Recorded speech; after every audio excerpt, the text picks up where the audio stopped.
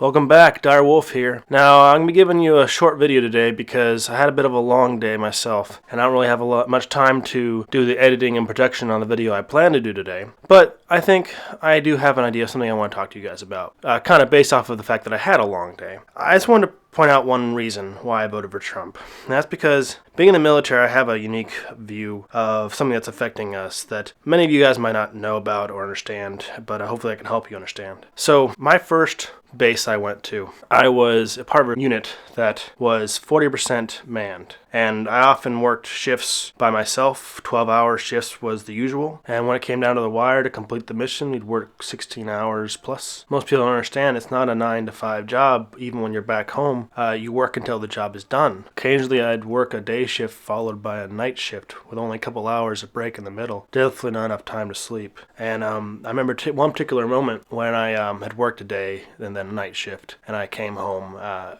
forget how many hours it was, but middle of the night, and I was so exhausted that I didn't take my uniform off or anything. I just sat down beside the fridge door, opened up the fridge just to realize there was only a bag of baby carrots in there. The fridge was completely bare because I've been working so hard for the last several weeks that I hadn't had time to go shopping. And I wasn't married then, so I had no one to shop for me. So I ate the carrots and I fell asleep right there next to the fridge. Woke up on the floor to my phone going off saying it was time for my next shift about 4 hours later. That was a pretty bad time for me. I was stretched pretty thin. It wasn't just me. The entire unit, every unit is spread thin because we've dropped our military levels down to pre-World War II era levels. So the military has reduced its manning drastically, but not reduced the mission. I was easily doing the work of 3 people, and that's a common thing through the military now. And the problem with this is they keep cutting our people, but they don't take away our work. And no soldier wants to say they can't complete the mission. No commander wants to say they can't supply the forces and the assets needed to complete the mission. So we do complete that mission at the cost of the health and sanity of the soldiers. I'm not going to be the one who let the mission fail because I can't tell you guys what I do, but if I don't do my job right, if someone I work with doesn't do their job right, people die.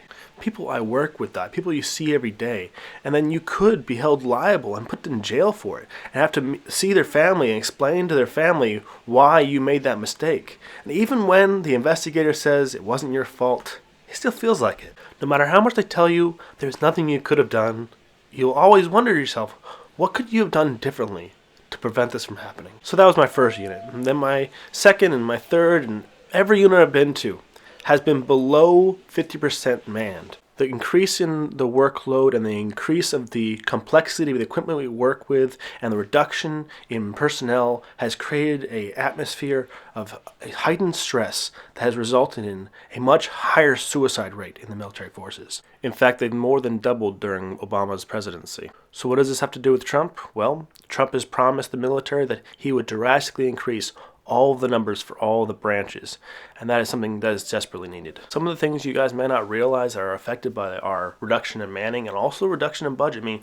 we've been working off a continuing resolution for his entire presidency, which means we're not getting a full budget to pay for all the supplies, all the weapon systems, and all the tools we need. What this has caused is there's been a reduction in training. Our troops are less trained than they were 8 years ago. We're producing less people at less skill levels because of the reduction of training slots available due to money. They also kicked out, when they reduced our numbers, mostly middle-level NCOs, first-line supervisors. Across all career fields, these tend to be the most experienced and most skilled NCOs that we had, and they were the ones that were responsible for training up the next generation of soldiers. By removing them, the military lost a great majority of the skill and experience capital that they had built up over generations. By removing those NCOs at the tactical level, it left the younger soldiers being trained by the higher ranks who were no longer tactically minded, but now strategically minded. An E9 probably hasn't touched the equipment that their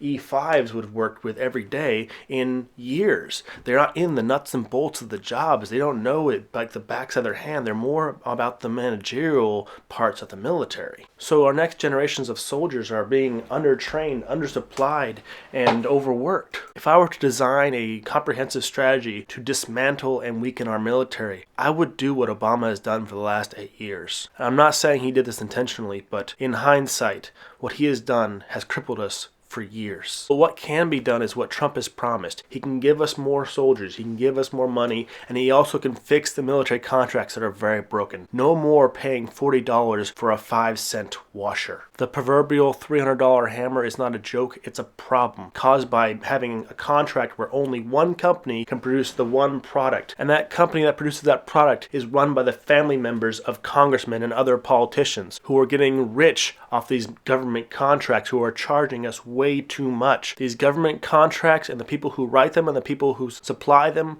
are corrupt, and it hurts soldiers and it hurts taxpayers. So that's not the only reason why I voted for Trump, but it's a pretty big reason, because we need someone who respects the military and knows what the military needs to be healthy, because when you have a healthy military, you have a healthy country, because we are the sword and shield of America. And if you let us rust, you let us fall apart, America will fall apart.